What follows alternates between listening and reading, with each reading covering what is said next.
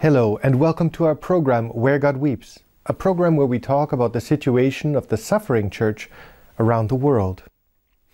In India there are about 20 million Catholics who follow the tradition of St. Thomas the Apostle, who evangelized India at the end of the 1st century.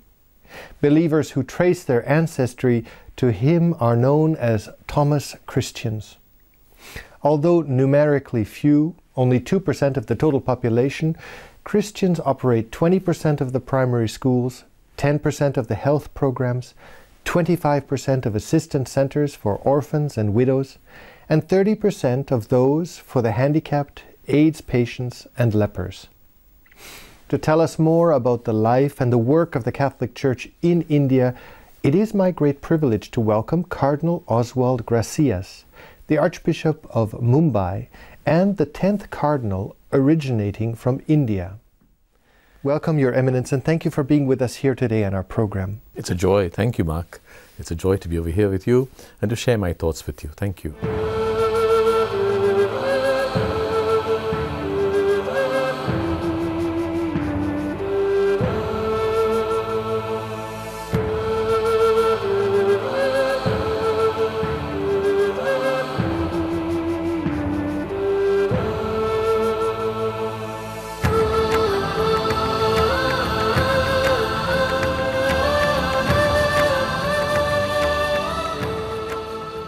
You were one of the 10 electors at the Conclave, electing Pope Francis.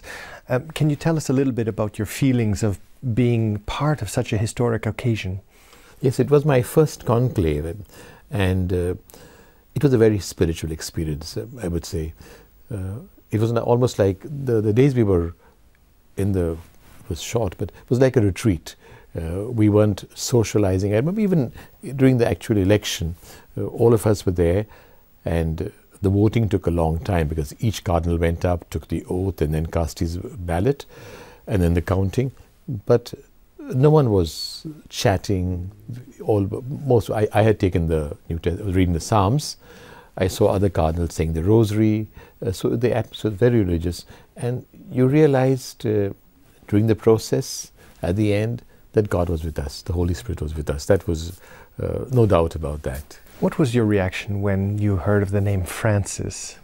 Yes, it was a surprise because Francis had not been taken before, and that was one of the exciting moments when they asked Cardinal Bergoglio then, do you accept to be the Pope, and what name do you take? And without hesitation he mentioned, I take the name Francis, and he said, in honor of St. Francis of Assisi. When I met him immediately afterwards, I said, the name you've taken is a message for all of us, for the church, and a message from him. I was a bit surprised and happy and excited, I would say. What did he say to you? He smiled and he says, thank you, but pray for me. He kept on saying, that's what that says, but pray for me. Yes, and of course, a strong focus of his has been the marginalized, the poor, yes, which of course India and Asia struggles with this question of the marginalized and the poor. What message do you take home from Pope Francis, from his message for the Universal Church? The Church in India has always had an outreach to the poor. Now, in my own Archdiocese of Mumbai, we've got in every parish a community fund which helps the poor. But these are structures.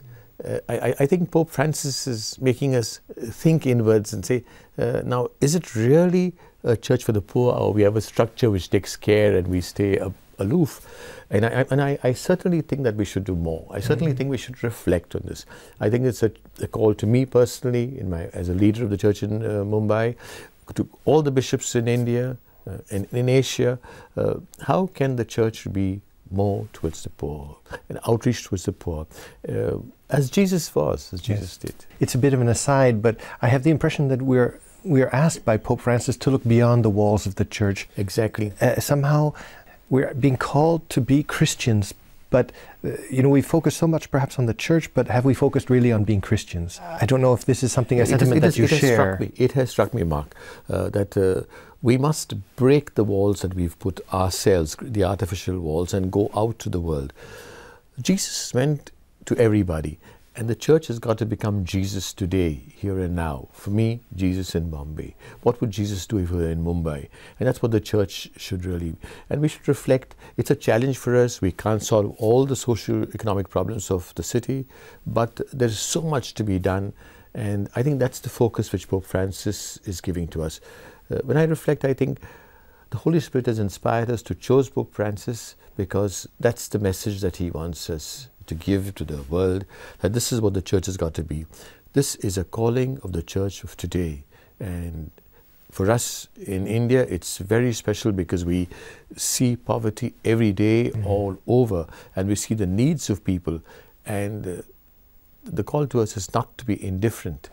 Don't just be an organization which is a social work organization. Have a heart for the poor. Reach out to the poor. And try to help them, give them a hand, helping hand. It's also a new understanding for ourselves of poverty. We who have a lot, because I think the message is not just poverty as in material poverty, but the understanding of spiritual poverty. There's material poverty, which we cannot close our eyes to. There's spiritual poverty we must reach out to. There's emotional poverty. There's people who are lonely, who've got no support. They've got to be reached out to. I think of again of the sick, the suffering, those in prison. There's an immense amount of poverty. Mother Teresa often spoke about that. I was just going to mention, she mentioned the material poverty, but the greatest poverty in the West, for example, is loneliness. That's what she mentioned often. And I can say from first hand that is true. There are people who've got money, who've got material things, but are lonely, and that's a tremendous poverty. In a way, the people who are poor in Mumbai, I see them, they're smiling, they're happy. There are people who are rich and who have material things and are unhappy. That makes you reflect on what poverty is and the different types of poverty.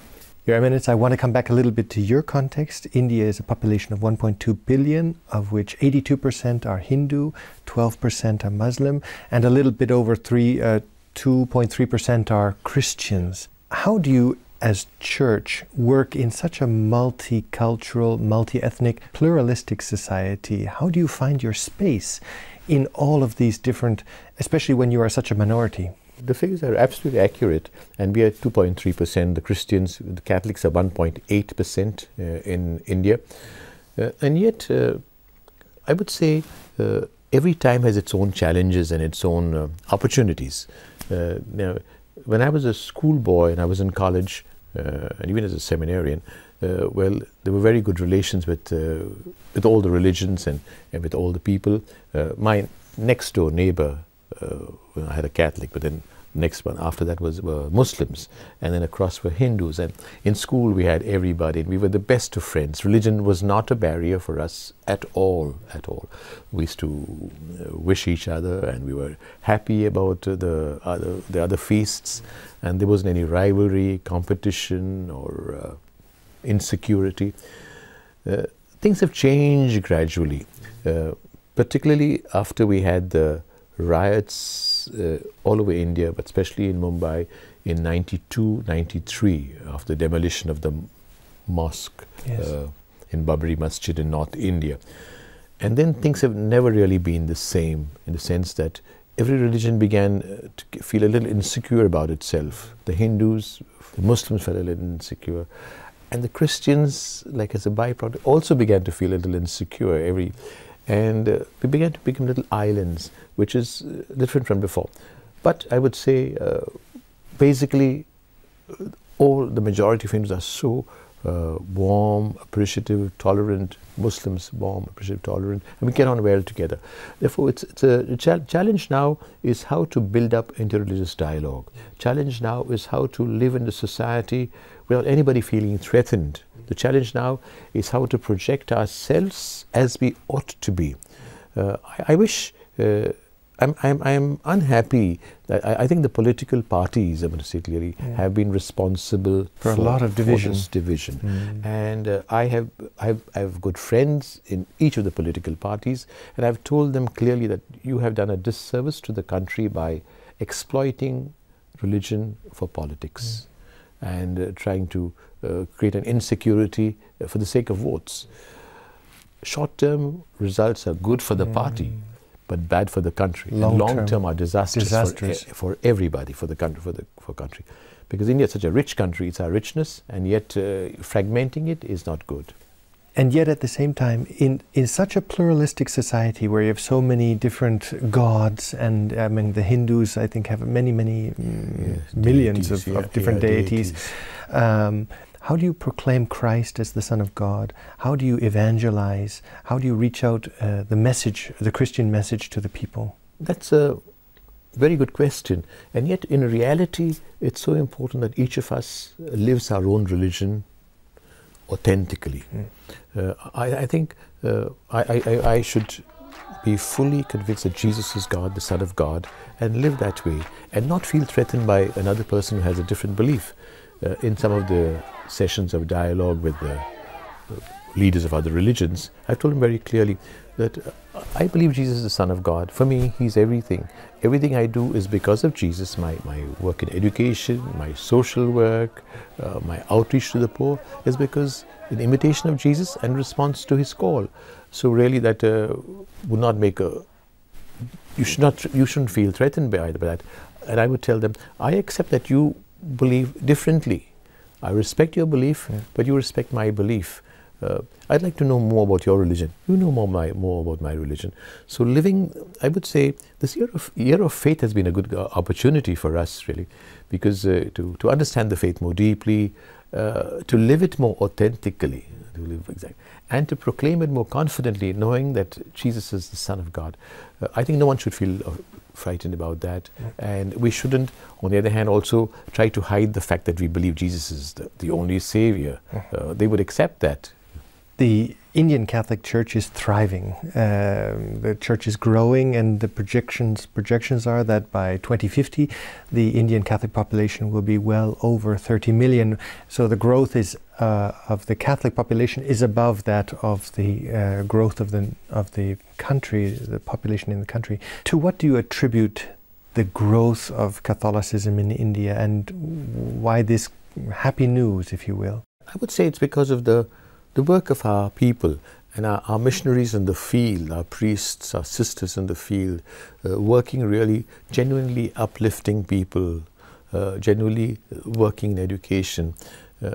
It's their life and their witness more than the proclamation which really attracts people.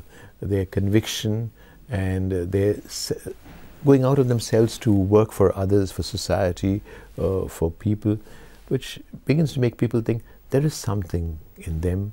Now, who's their leader? And there is something in Jesus. What did He say? And then, why don't I also become His follower? Those are the steps, really, which we don't, the Catholic Church, we don't go aggressively proclaiming Jesus and saying, no matter what you believe this, but gradually, simply, in our own, living our own convictions as much as we can. The witness, as Pope Paul VI said. Yes. The Church has need of witnesses, and the more authentic we are in our lives as Christians, that would make a difference. What challenges would this rapid growth bring for the Church, for you and for the structures particularly? I would think that it's a natural growth. It's growing naturally, and we're able to handle it. I think it will be the natural growth of also our personnel and resources. What could be a problem is if vocations go down, and then we'll have less priests to take care of a larger number of people. Less sisters. That's what I was just going to come to, because I wanted to read a few numbers here about exactly this question of vocations.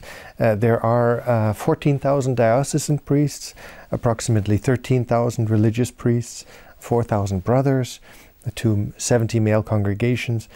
100,000 women are female religious. So on one hand, the church is growing and thriving. There seem to be large numbers, and yet there's a decline in vocations. Why is this contradiction? A growth in the faith and yet a decline in the number of vocations to serve the people? It's an interesting question. Let me reflect from my own context in Mumbai, Bombay, the Archdiocese of Bombay. When I joined the seminary, we were many more than there are today. But the average age of the students joining is higher. Last year the average age was 28, and when I joined I was 17, and I was ordained at 26. Now, you can see the difference.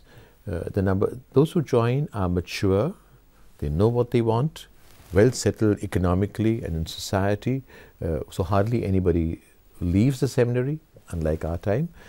We sometimes tell somebody, we think you're not suited for the priesthood, therefore you should find another vocation. I think the reason is because also the people are discerning more, but also because the families are much smaller than before. My own family was small. We were only three. Another brother, another sister, and myself. But some families had a larger number, 7, 8. And then you had 2 vocations from the family, especially in Kerala. The bigger families every family practically had somebody going to the priesthood, somebody going to the religious congregation. But then the families are becoming much smaller. That's certainly one factor. Then there is a growing secularization in society, which affects everybody. Thank God, I don't think it's a crisis in Mumbai. But I know women congregations are getting less vocations. And when I asked my youth director to talk to girls about it, and the answer they got was very interesting. What are we doing special as religious sisters, which we can't do as lay leaders in society? And therefore then that's a question which has got to be answered. It's a formation question. Yes, formation question. Yes. Religious congregations also have got to live their charism more deeply, more authentically, more intensely, to be able to attract young girls. So that's another question also.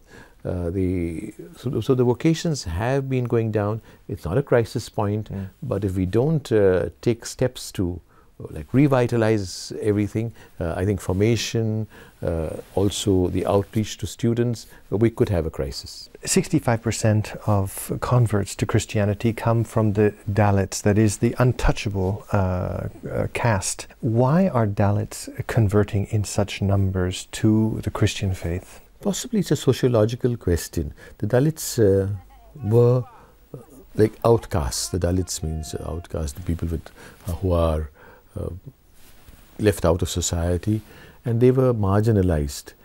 We have had a lot of outreach to everybody. The church has not gone specifically only to Dalits, it's to everybody. But possibly they have seen in Jesus a liberator. They've seen in the church somebody who helps them to come out of their state. They have been very much oppressed, treated unjustly in civil society. And so many of them are joining the faith. Of course, the important point is once they come into society, into the church, they should not have the same disadvantages, because the mentality of people is that, okay, you're second-class citizen, second-class person.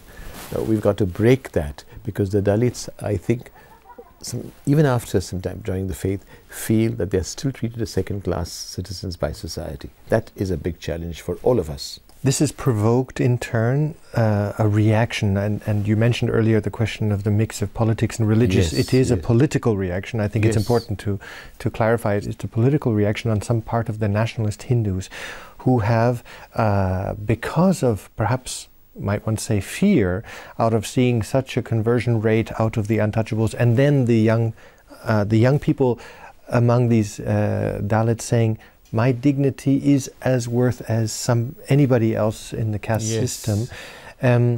This has provoked perhaps and this is my question to you, a violent reaction on part of Hindu nationalists who have attacked churches, who have burned Christian villages and threatened and killed priests and also nuns.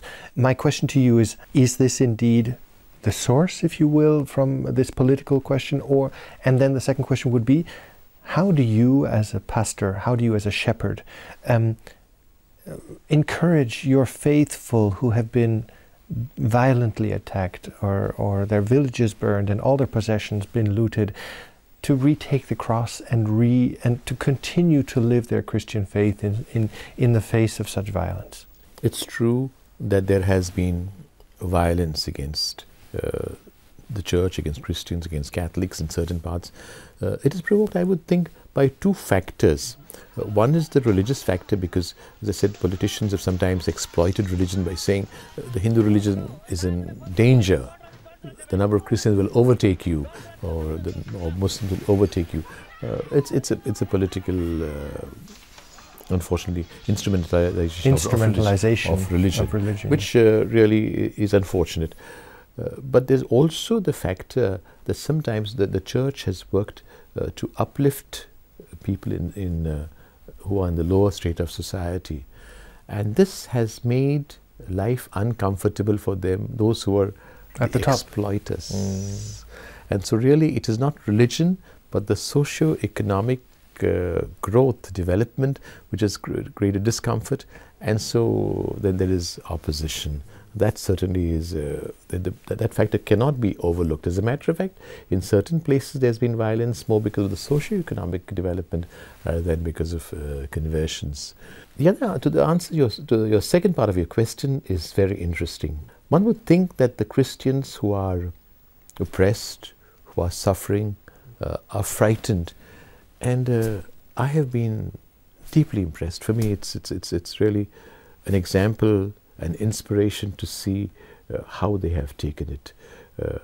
There was tremendous violence in Orissa 5 years ago. We just had the 5th anniversary of the violence in that particular area, Kandhamal, where people were, nuns were raped, pastors were killed, people were thrown out of their homes, churches destroyed, and for some time the law and order situation was chaotic, and the police were unable to handle everything until much later the central government finally intervened, and then the state government.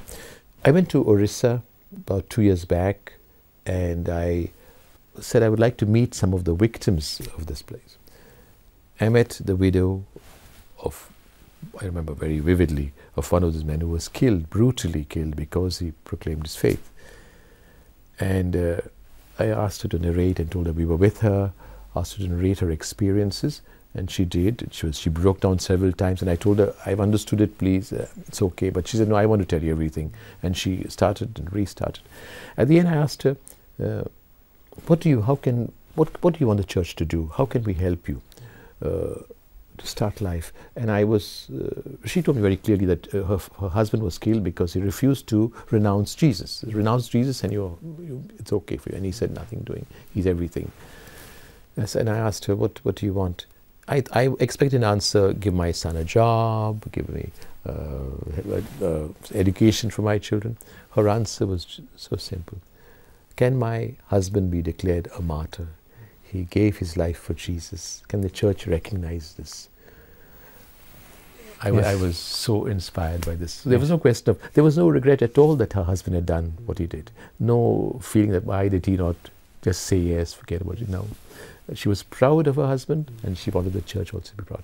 That shows that there was an inspiration. The cross had made its impact in their life. This simple person, uneducated, but she knew what Jesus was, what Christianity is. And I spoke to the bishop to start the process and perhaps examine that. Your Eminence, what would you say is the charism that the Indian Church brings to the Universal Church? And yet, conversely, what is it that the Universal Church can bring India? What is it that we can do for India? I think the Indian Church is uniquely positioned because of the context, multicultural, multi-religious, poor. And now, how does the church project itself in that situation? Let's see, particularly the interreligious situation. I think that's the struggle to proclaim Jesus as the Son of God in the midst of a society which is religious. If society was not religious, it would be a different situation. Religious, where they want to practice their religion and want to belong to a religion, want to pray to God. At a Hindu feast, there are thousands, hundreds of thousands of people going to temples. So it's a religious society. And in this society, how do we speak about Jesus? How do we find Jesus for them? And how do we present Jesus to them? That is a big challenge, which our theologians are doing, our bishops are trying to help them, our religious are doing by their life and work. And this, I think, is a big contribution, would be a tremendous contribution which India can give to the world, to Universal Church. How to live Christianity, how to proclaim Jesus in this situation. And now, what can the Universal Church do for the Church in India? I think the Universal Church also, number one, first thing, understand the situation of India. I think that the Catholic Church has got to be more, not fully uniform in that sense, that understand that there are different contexts, different situations, and what would be okay for Europe may not necessarily be okay in India or in Indonesia, and much less in Pakistan. So understand that the situation, that there are different contexts, and understand also the striving of the Indian theologians and the Indian Church to really evangelize. Maybe I'm sounding strong, but don't make it more difficult to evangelize. Make it understand that really it's a genuine effort. Yes. I think that's important. I think that also the Universal Church can encourage the Indian Church, and appreciate the Indian Church, and the Indian Church also accept the Indian Church's contribution to theological research, help us to find avenues also for our pastoral ministry even abroad, and let's all feel together as one family, as one family, with different charisms, different contexts, different needs, different challenges, different opportunities, but one family, all of us disciples of Jesus, wanting to live as authentic disciples of Jesus and proclaim Jesus fully with our lives. Your Eminence, thank you for having been with us today in our program. Thank you for joy, great joy. Thank you so much. It's been a joy and a privilege to be here. Thank you. And thank you, ladies and gentlemen, for having been with us today in our program, Where God Weeps. And if you'd like to know more about the story of Catholics in India, or perhaps how you might be able to help in your prayer, in your concrete action, I would encourage you to look at the contact information at the end of this program. And we look forward to seeing you next week. Take care.